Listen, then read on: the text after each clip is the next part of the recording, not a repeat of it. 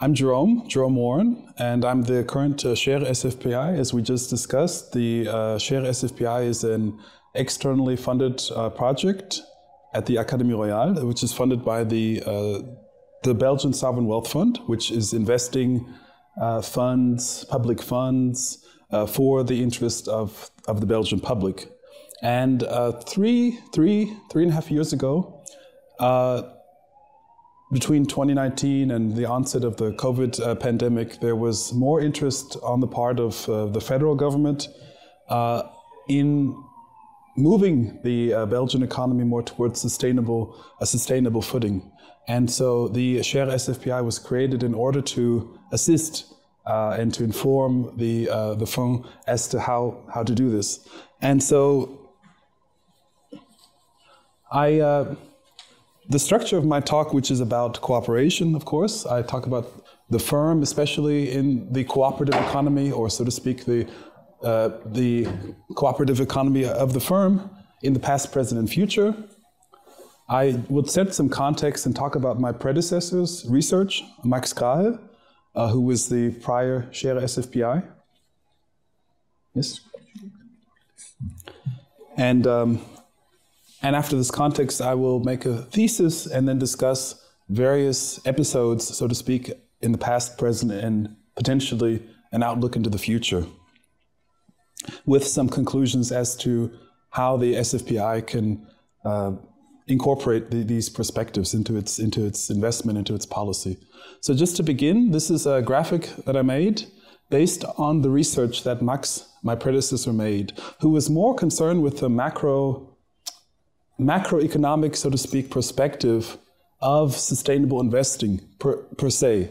So his notion of the relationship between government and civil society in creating things like the EU taxonomy and the Sustainable Reporting Directive and so on as guides for investors like the SFPI in choosing investments that matched certain goals and that were then, of course, reported on by firms to give back the information to the investors as to what the result, so to speak, has been. And so this is his framework.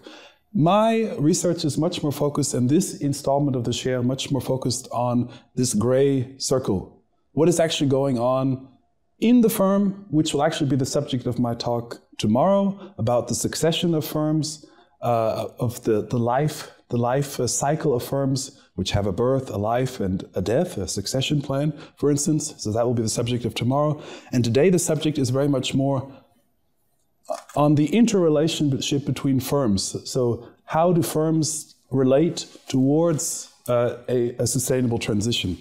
So that's what I will talk about today. And the thesis that I have is very simple, that cooperation, in fact, if you look at living systems, all living systems, biological systems, and the economy is a living system, of course, that cooperation is in fact more fundamental, more foundational than competition. And that in fact, without an emphasis on cooperation, sustainable transitions will not happen. But I mean, that's a very simple statement to make. But I think also very important is to talk about what kind or what type of cooperation is ongoing. I mean, for instance, you can work on a plantation as a slave. That's a form of cooperation. So just as an example. So I have three types of cooperation here that I describe that I think are interrelated in a perhaps evolutionary sense, which is the first of which is interest-based cooperation, which I think emerges from necessity. So two people, two firms, two states, two organizations that see a need to collaborate in order to achieve some kind of greater goal. The second is the practice-based cooperation that results in basically time. You are cooperating through time and you develop, for instance, relations of trust, reputation, and etc. And the third is the principles. Oh, this comes a little bit, I don't know what happened here with the PowerPoint, but the third is the principles-based cooperation, which requires a shared purpose or an identity. So these three are, to me, three poles of different types of cooperation that can evolve into another or decline, basically, back into another over time. And the first interest-based cooperation is very simple to describe and to explain. There has been numerous theoretical and practical research on the nature of cooperation in natural systems, for instance, with animals and plants and bacteria and so on. And there's a paper, for instance, by Ole Peters and Alex Adamou that describes, in fact, why two self-interested individuals might cooperate, because it reduces volatility. So if you're a farmer and you have some crops, and maybe next year there's a flood or a fire, and your harvest is lost, you have an advantage of sharing your harvest in each year with the neighboring farmer, who maybe doesn't have a fire or flood, and maybe in the following year he has the same problem. So over time, in fact, cooperation benefits all parties. And as they conclude, it's difficult to initiate, because as you see here in this very extreme left part of the graph, the non-cooperative line is actually dominant. So it's in the immediate present better for all of us to compete. But over the long run, it's much, much better to cooperate. So the difficulty in initiating cooperation is overcoming this first, so to speak, benefit of non-cooperation. But it is easy to maintain after you initiate it, so to speak.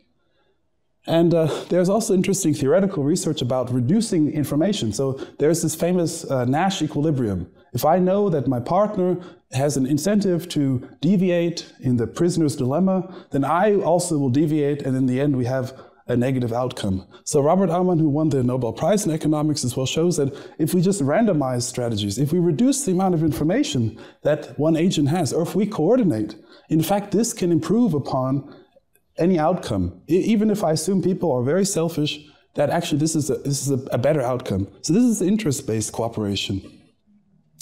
And in the next sense, you have the practice-based cooperation, which is, again, something that occurs over time. I usually list the example of recycling. So maybe you have two people who start to recycle in a neighborhood who say, well, actually, you should not throw the plastic away. You should find some way to reuse it and put it back into the circulation.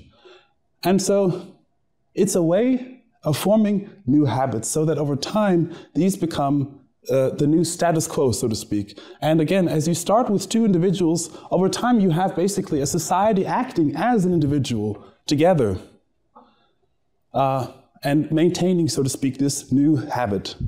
And again, it's an evolutionary model. Josef Wieland, who's written extensively on relational economics, suggests that finding so-called corridors of cooperation depends on finding opportunities and abilities and willingness to cooperate, and balancing these against the costs of cooperation. Because sometimes it costs something for the individual. If I stop to help someone across the street, I lose some time. But if there is some sense of civic spirit, then that's the cost that I will be willing to take in order for instance, my reputation or other things to grow.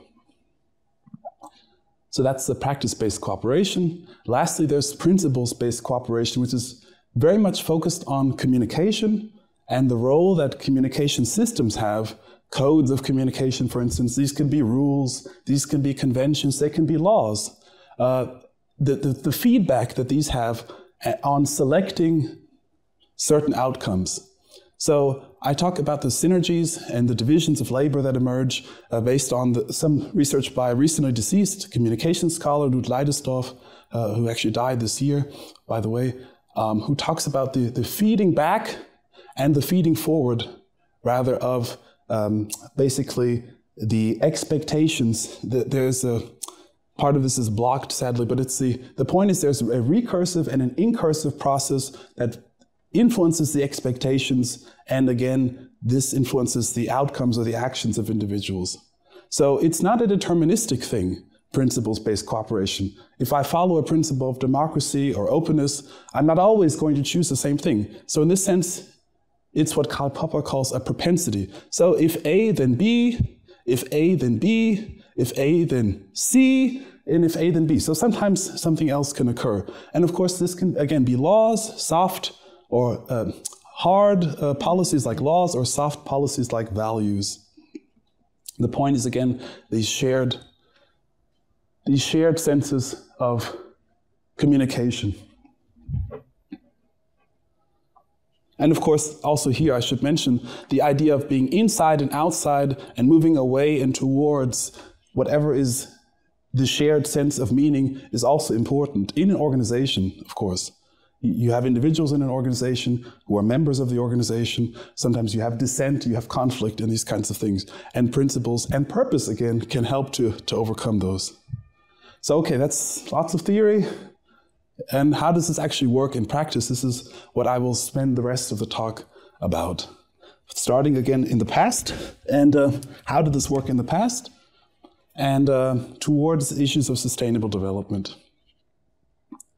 This is someone you may know, Charles Darwin, who talked about the relationship between individual evolution and cultural evolution in his On the Descent of the Origin of Species. Very fascinating discussion of his on how, in fact, if we talk about the survival of the fittest, you get cooperative societies, if in fact individuals would be better off by being more selfish.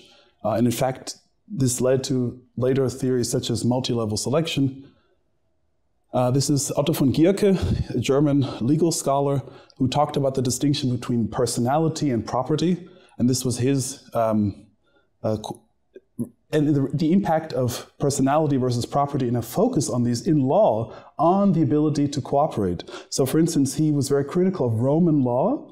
Roman law placed property above personality. You had, for instance, I mentioned slaves earlier. So slaves are human beings who were dealt with as property in Roman law, and this for him was a big problem. Kropotkin, Pyotr Kropotkin, was a Russian, well, you might say scientist who observed mutualism in nature, in societies, by carrying out what was early ethnography. So he found, again, many cases of cooperation in societies in Siberia by simply observing things that were ongoing, and very much critical of the social Darwinism that was very popular at his time.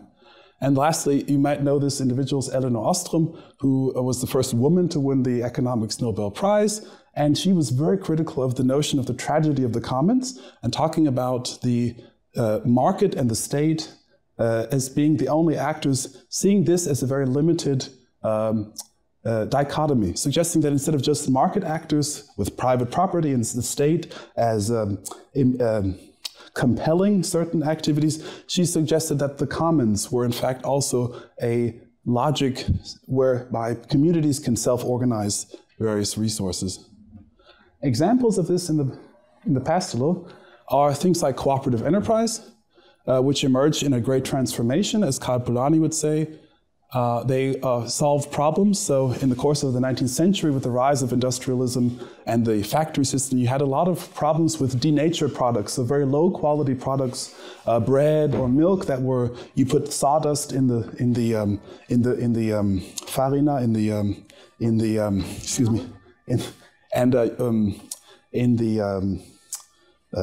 what's the word?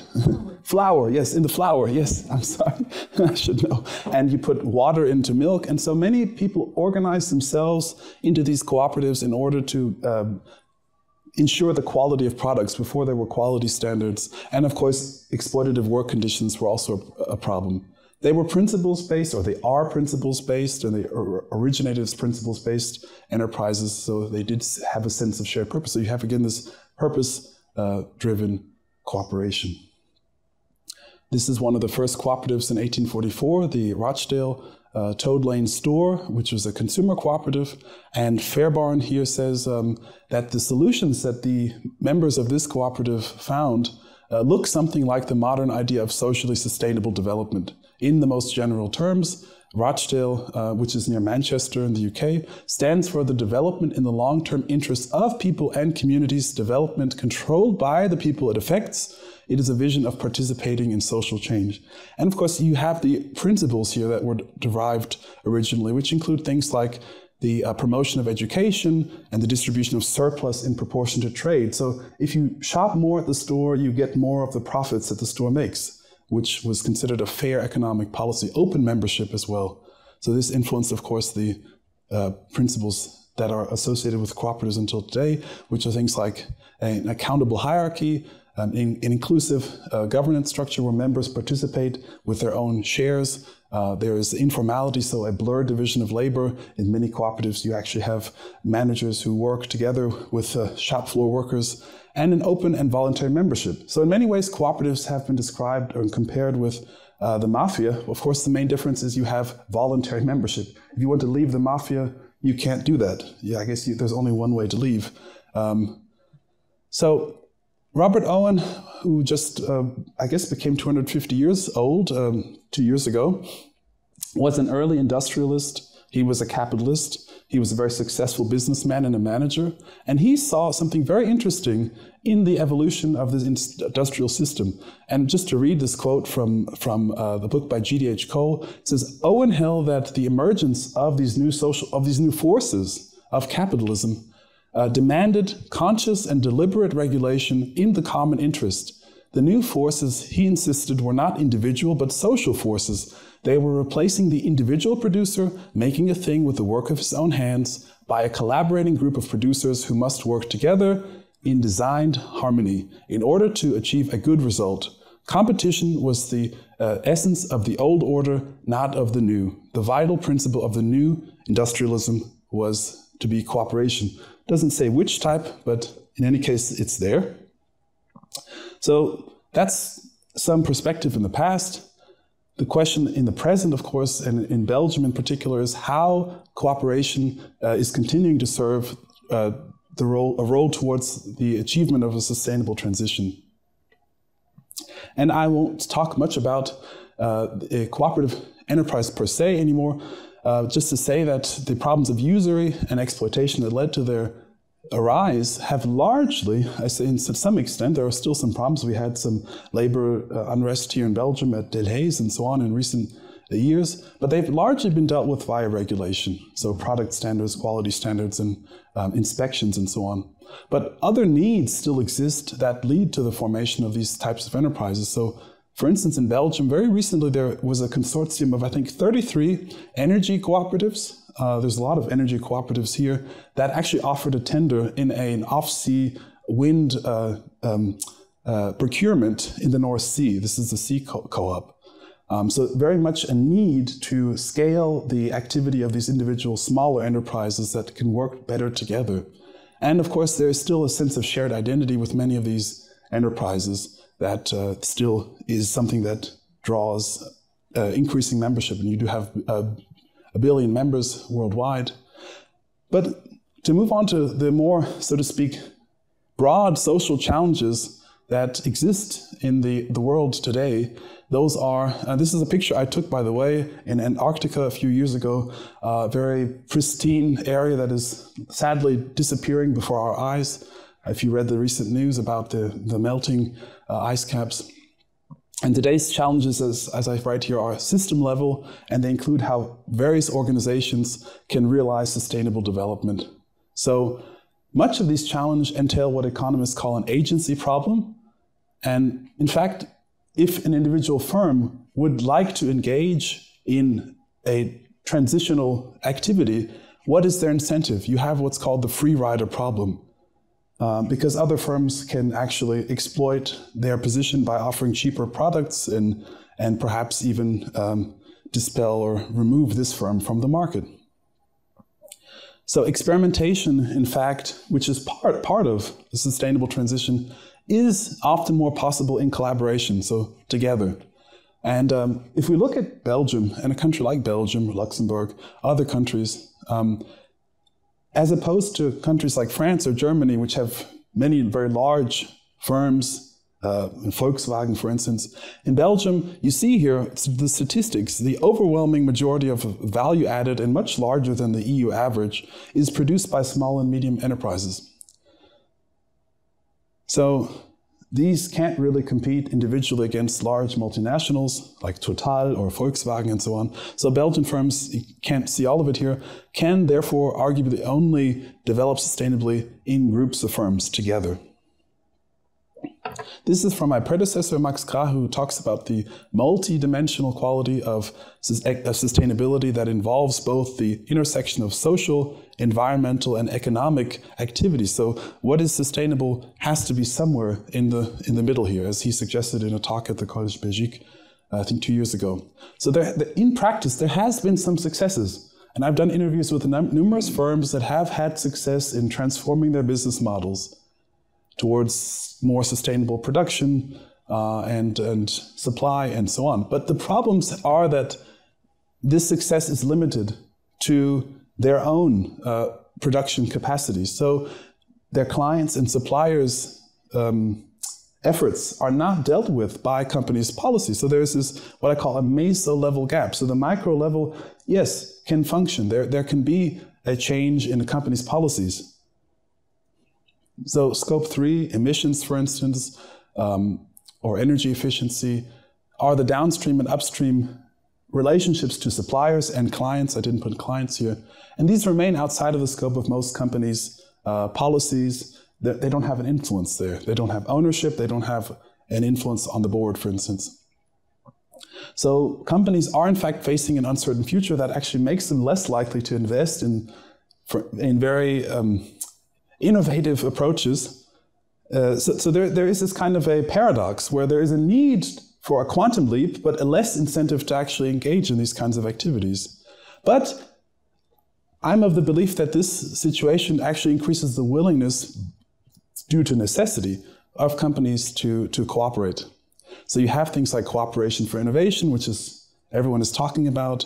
You have the Business Roundtable that has been established for some years. You have science-based transition initiatives, and so on. Lots of these different policies that are actually leading to more cooperation and information sharing.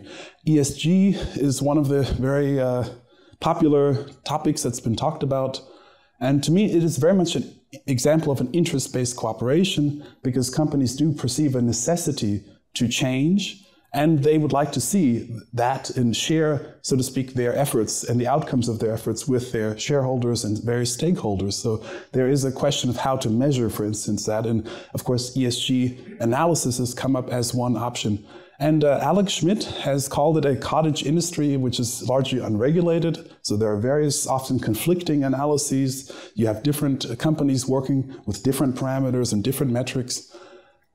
And there is some upcoming research by Höppner in the, I think, the Financial Review, Journal of Financial Review, I think it's called, and which shows that ESG is quite good at lowering companies' environmental exposure, environmental risk, because, again, these are objective criteria. You can decrease the, for instance, rate of non-renewable energy use. It's very simple to show. You know, you are getting energy from solar panels and so on. It's objective. However, at the same time, the problem, of course, is that it's not necessarily as effective as Höppner demonstrates at social and governance aspects, because these are subjective to a large degree.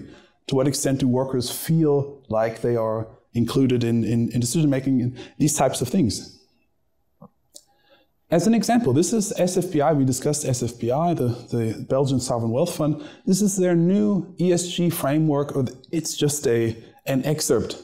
So this is what the questionnaire that the SFPI is now presenting to the companies that it's investing in and the funds that it's investing in. So I'm, so to speak, cherry picking. These are just various elements of the social indicators and the governance indicators. So we have average unadjusted gender pay gap, the absolute number of employees by gender, the absolute number of senior managers by gender, diversity and inclusion policies, and so on for the social indicators.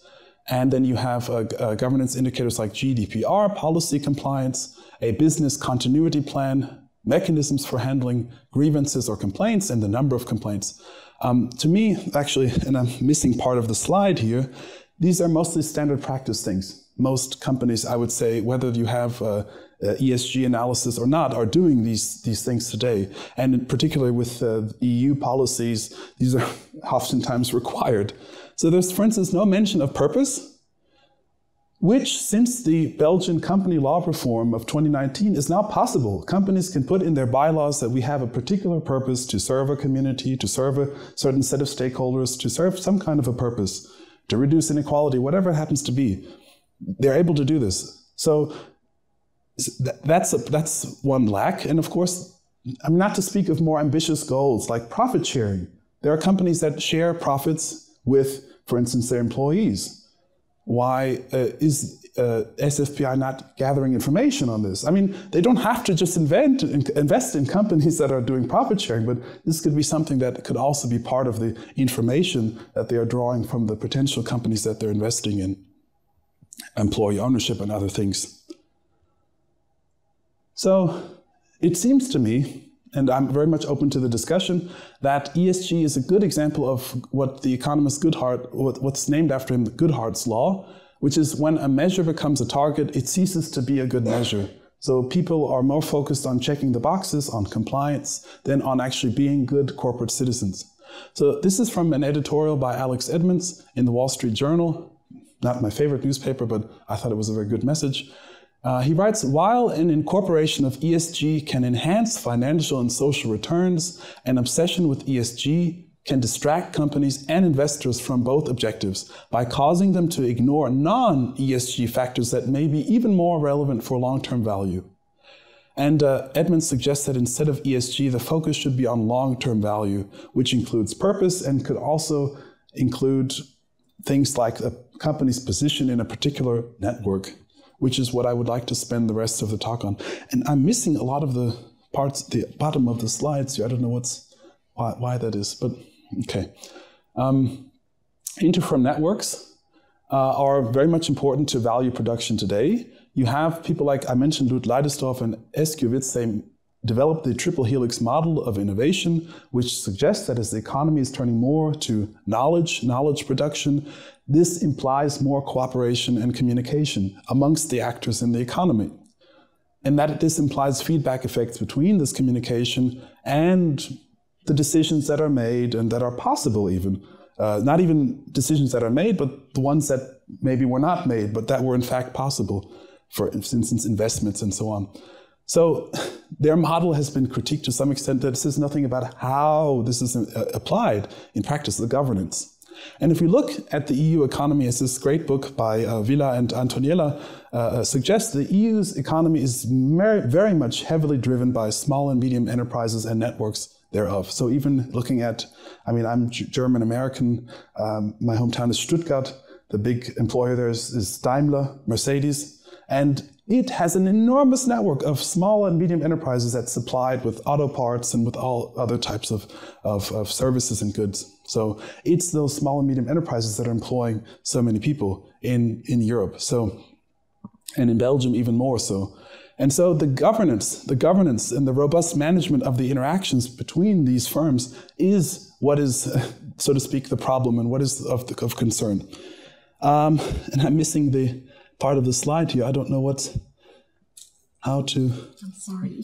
Giero, who was here for some seminars for the chair SFPI, has written a book. You can't see it. So it's the title of the book is Inter-Firm Networks. In fact, it's from this year with his colleague Mankiewicz. And basically they look at the European aerospace industry and find that what is done in these firms is that there are interlocking boards. So the members of one board are also on the board of another firm. And also, not only that are they doing this, but they share managers. So even the knowledge and the expertise of different managers in the aerospace industry are present in numerous firms. This has nothing to do with the ownership of the firms. So there's no vertical integration, but there is kind of a community that emerges. And so what are companies doing to overcome this, what I call the meso-level gap in their supply chains? This is, I would say, the fun part of the talk. One example that has been around for a long time are so-called industrial districts, which you have here in Belgium. The term I found for the first time mentioned by Alfred Marshall in 1890 in his Principles of Economics. And he talks about thickly peopled industrial districts. And since Marshall the Italian economist Giacomo Baccattini has reintroduced this term in a book in 2000 about the industrial districts, distretti industriali in Italy, and which are very, very heavily present in Italian business communities. So they are business communities creating value for local communities, serving as stewards and creating cultures of cooperation and long-term relationships. In France, since 2004, there has been a policy, the Plan Marshall, for creating so-called pôles de compétitivité, which basically are these industrial districts.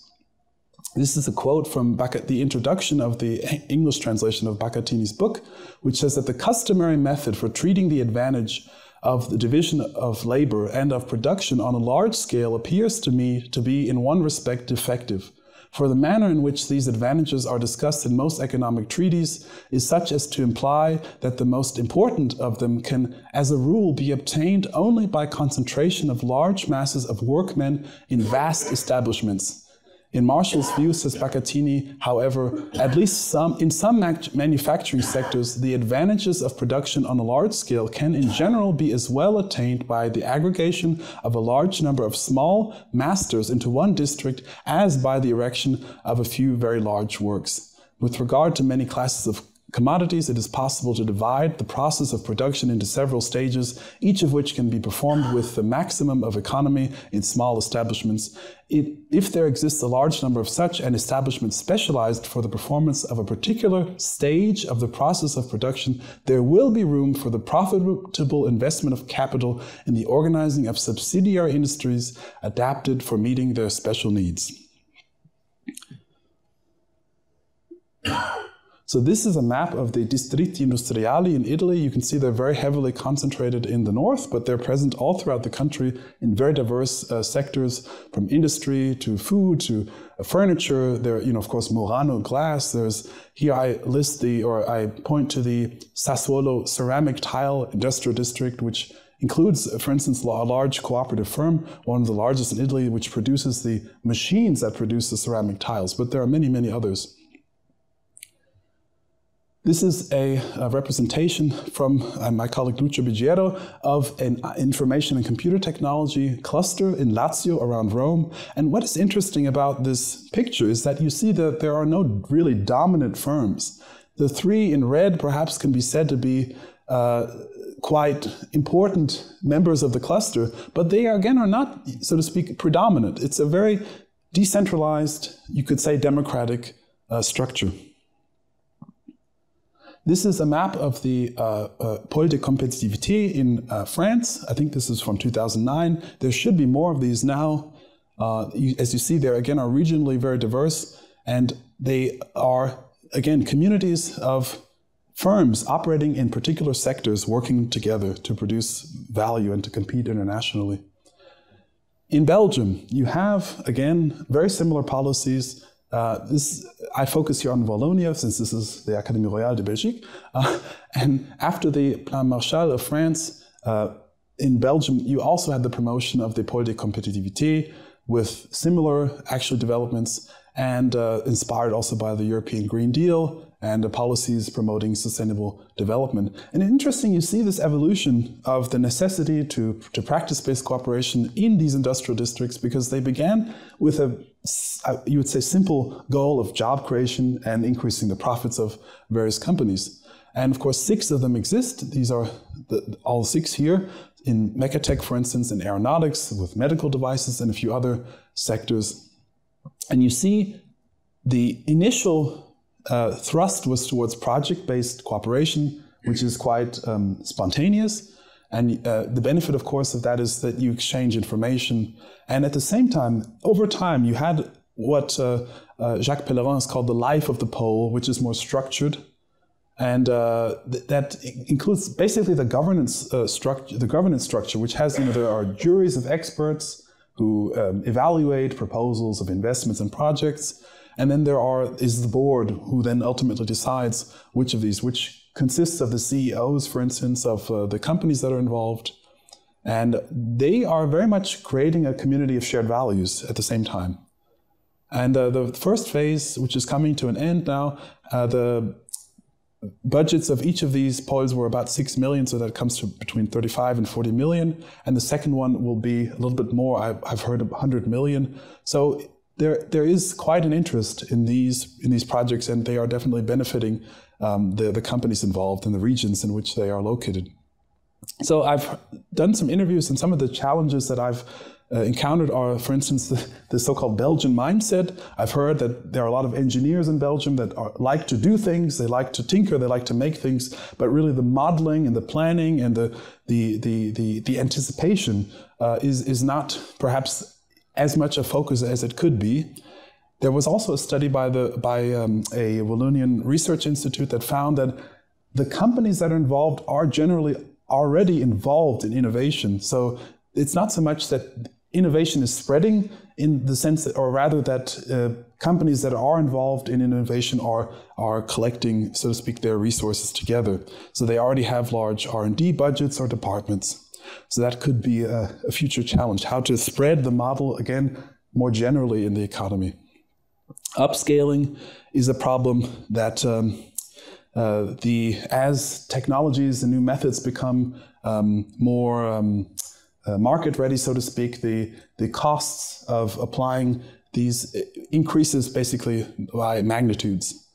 And basically, I think the last challenge was the move away from technological innovation towards more general economic development, which there seems to be some challenges in how to collaborate on that shift, so to speak. The clusters that exist in Wallonia are also very similarly organized, and they have been created also since 2007. There are 6 of these in construction, in eco-construction, that is green buildings, for instance. There's an equestrian cluster. We are in the écurie, so that's for the equestrians, relevant. There's a water cluster as well that works together with the public providers of water, utilities, information and computer technology, plastics, renewable energy, and digital industries, specifically in imaging.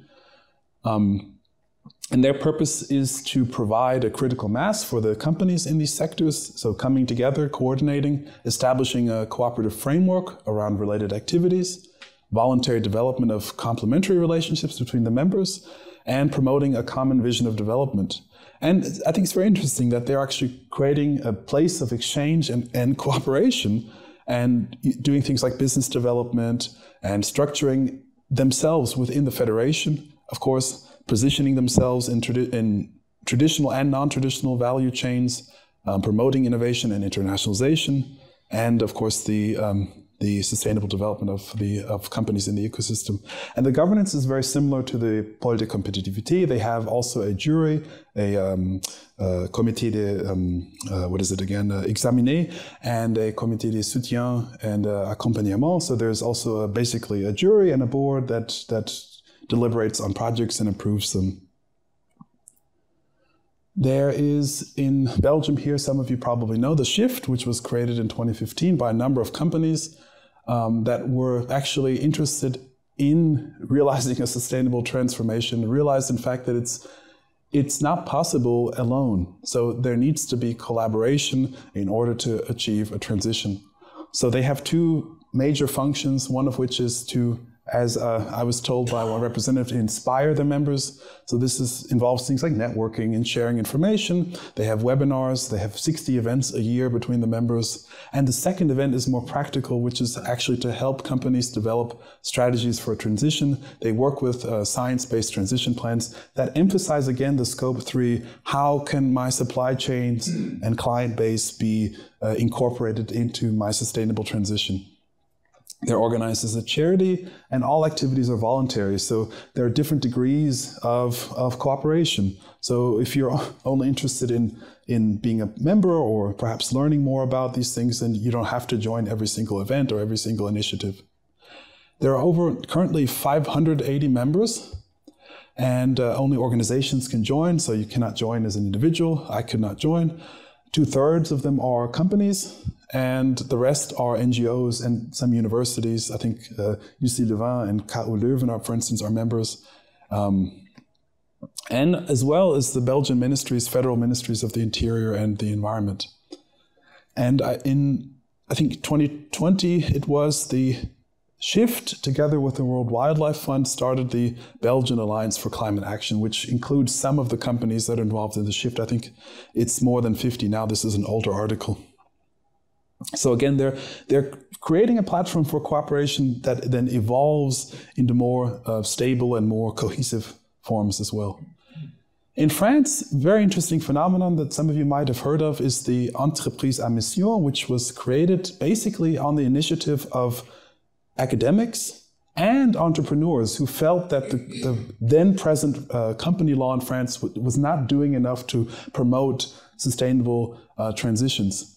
So these academics and entrepreneurs came together and convinced the government of Macron to pass this law, the law 1901, in 2018. That created the Entreprise à Mission, which is the French version of the B Corporation, different than the Anglo-Saxon, the American version. It's not just a green and red light, you are it or you are not a B Corporation.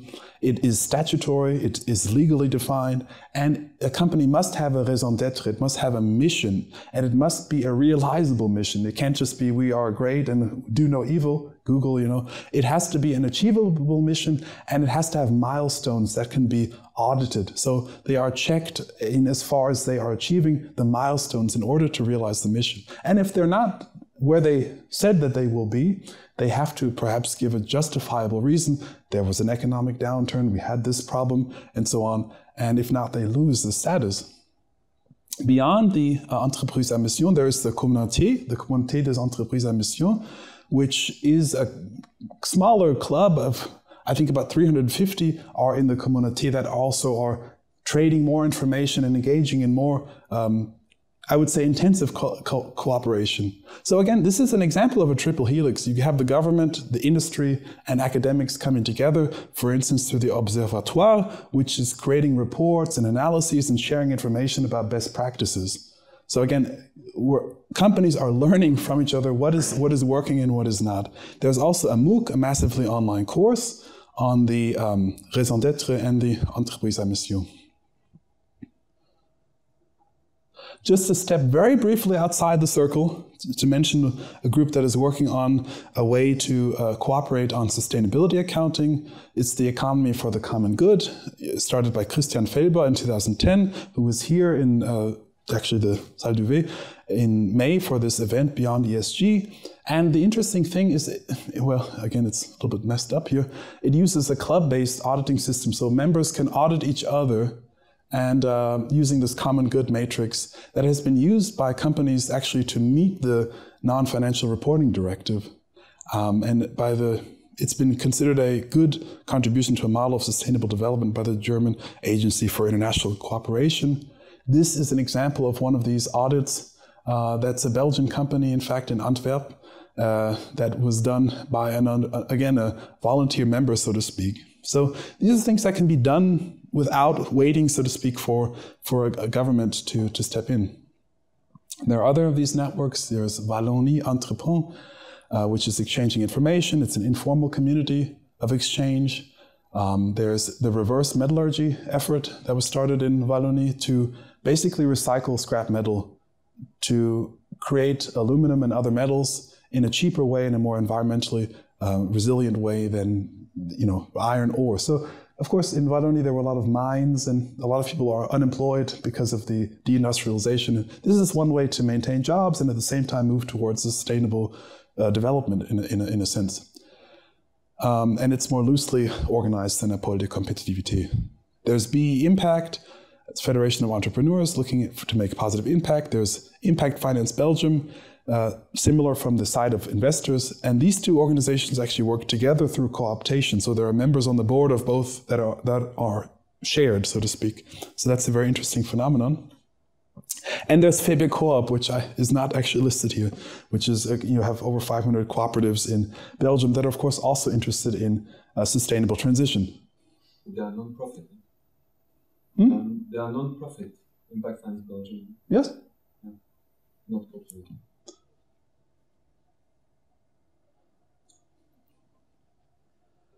And the last part of the talk is looking towards the future. How can the power of cooperation be harnessed to address future challenges and transition toward not just a sustainable economy, one that is also fair and inclusive, which I'm also open to your input.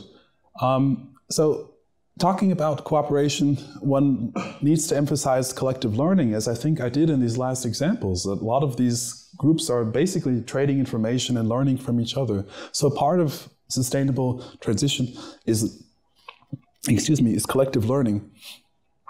And so promoting communication and cooperation among firms is already a public good, so to speak.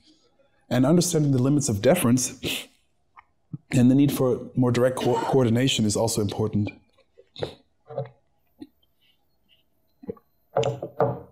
As an example, I would like to talk about banking and finance, and in particular the investment function.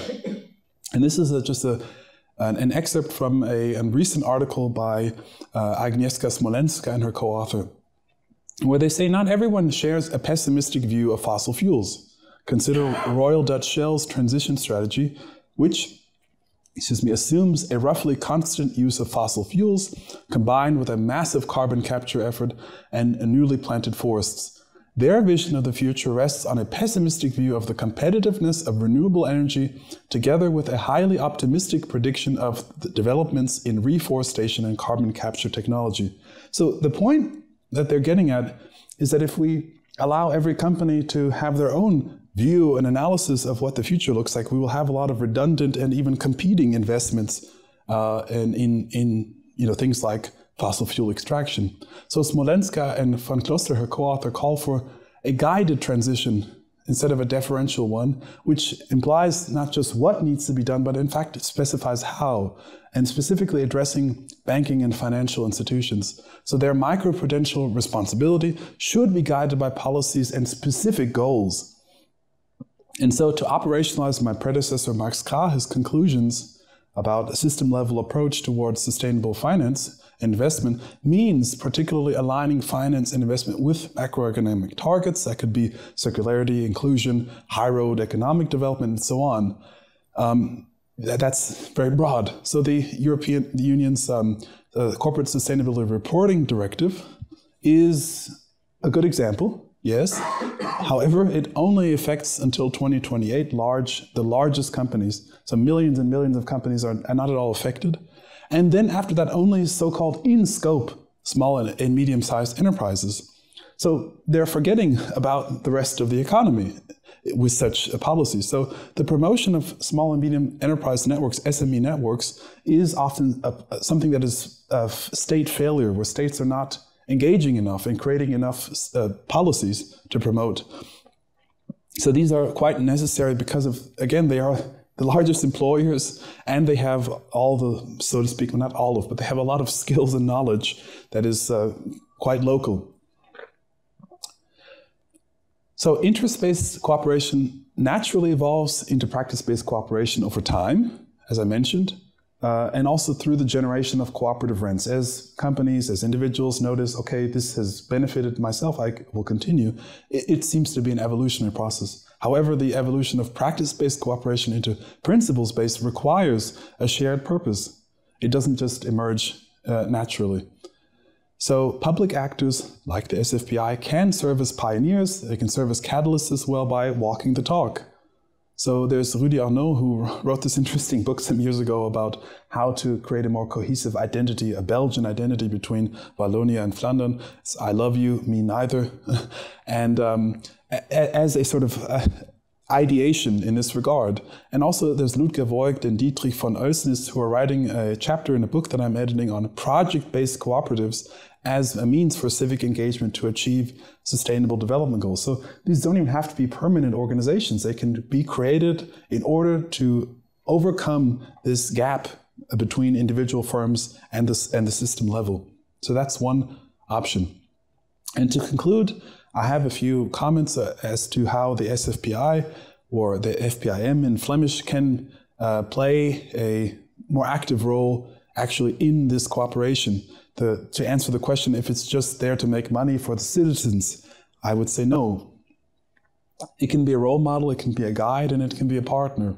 So public institutions like the SFPI can play a much more active role. It is in the process of exiting large stakes in companies like BNP Paribas, which it had, I guess, 2.3 billion actually in shares that were sold recently in this year. And as it exits these stakes, it can use that capital by investing in interfirm networks in Belgium, like the Pôle de Compétitivité, like the clusters, and not only focusing on this single B2B relationship of, I'm investing in this company or in this fund. And it needs clear interrelated goals, not just having sectors or silos of ESG, impact, inclusion, and so on. And it needs to move away from this type of thinking towards a kind of a mission-oriented framework. This is a picture of a cover of a book from the Institute of Public Purpose and Innovation in London.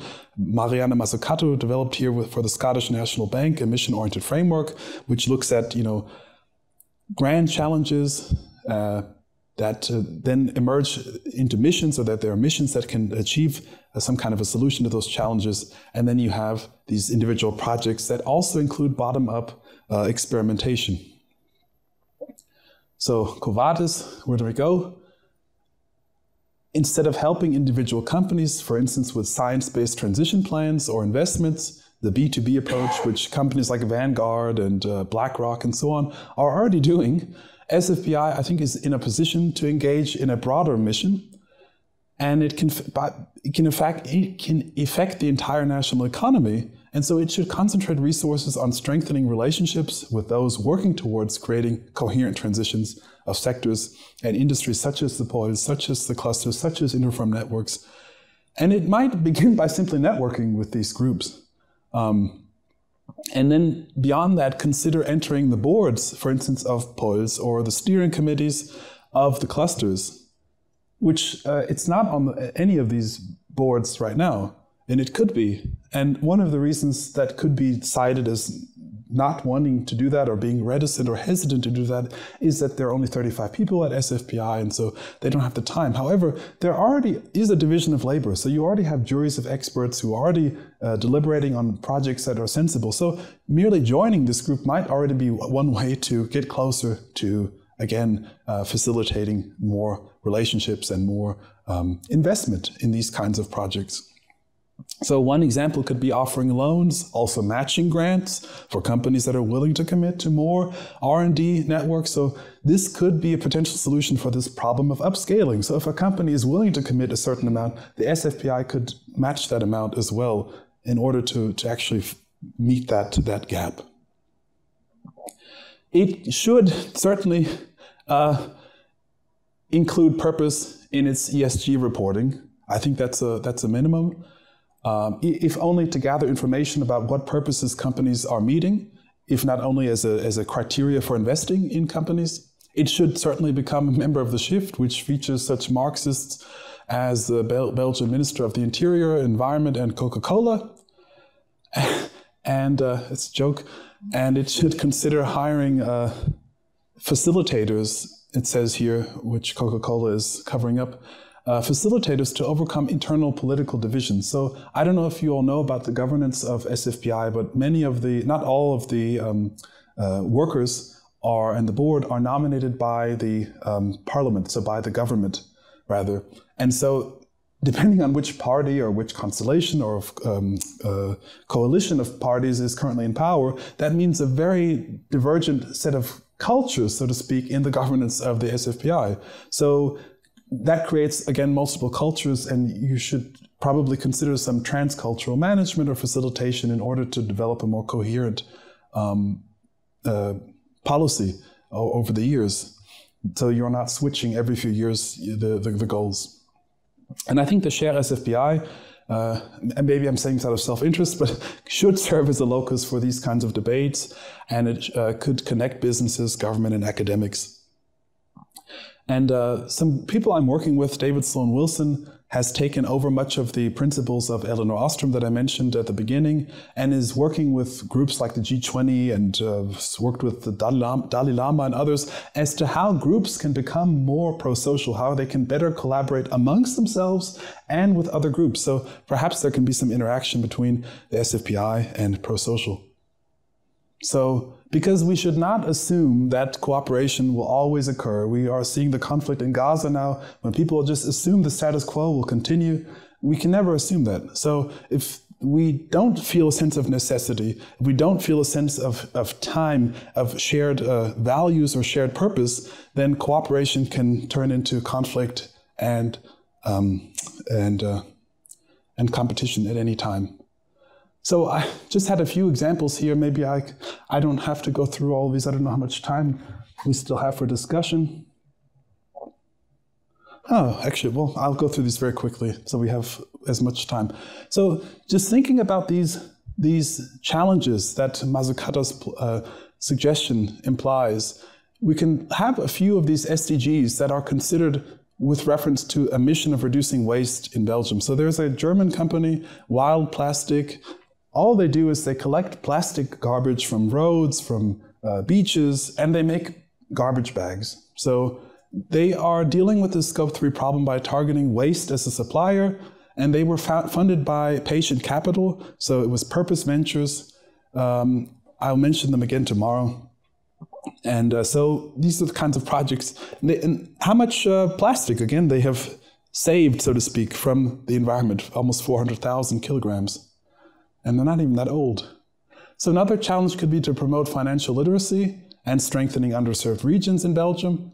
So you have here someone like Alain Barubon, who's funded Citizen Fund, could work together perhaps with one of the clusters on information technology. And this is a Finnish company, ShareTribe, that creates marketplaces. So if you want to create a kind of an Airbnb, or whatever it happens to be, some kind of a marketplace, there could be some interaction between, again, these kinds of groups, and the SFPI could certainly get behind such initiatives.